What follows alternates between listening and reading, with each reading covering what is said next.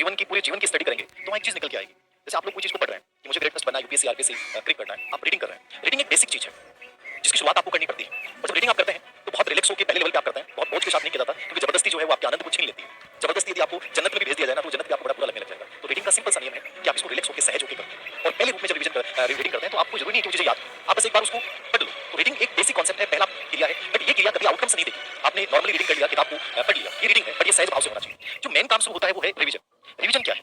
जब तक उस चीज को तुम दोहराओगे नहीं। रीडिंग का मतलब तो इतना सा है कि मान लीजिए आप कुछ चीज पढ़ रहे हैं, तो जैसे अपन एक चैप्टर पढ़ा, उसके बाद आपने दूसरा चैप्टर पढ़ लिया, तीसरा चैप्टर पढ़ लिया, एक प्रकार से एक प्लेट के ऊपर आप दूसरी प्लेट, तीसरी प्लेट, चौथी प्लेट, पांचवी प्लेट, इस प्रकार से तुम ये प्लेटें ऊपर रखते जा रहे हो। ये तो एक प्रकार से रीडिंग है, समझ रहे हैं आप? अब आपने प्लेटें तो रख दी, लेकिन प्लेटों का आपको कैसे पता चलेगा कौन सी प्लेट कहां पे है, इस प्लेट में क्या चीजें हैं? क्योंकि रीडिंग से चीजें नहीं होंगी, बस आपने उन चीजों को पढ़ा है और ऊपर एक के ऊपर एक के ऊपर रखते गए। यानी यहां से भी आप ये सोच रहे हैं कि मैंने सर 2-3 बार रीडिंग कर ली है, क्या एक बार रीडिंग कर ली है सर, 2 बार रीडिंग कर ली है, क्या आउटकम्स आ जाएंगे मेरे पास, सभी के सभी सही हो जाएंगे, मेरे डाउट्स खत्म हो जाएंगे? नहीं, आपको दूसरी चीज करनी पड़ती है, revise, revision.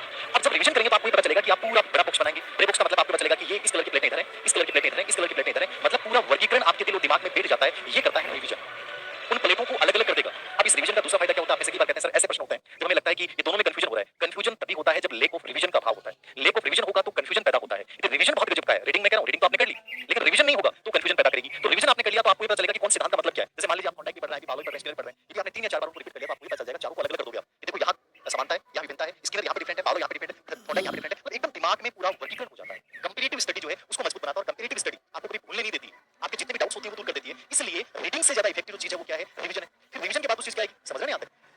Arijit Singh Indian idol में असफल हुआ, उसको निकाल दिया गया, इसका मतलब वो टैलेंटेड था कि नहीं था, वो मुद्दा छोड़ दिया। लेक ऑफ रिवीजन का भाव।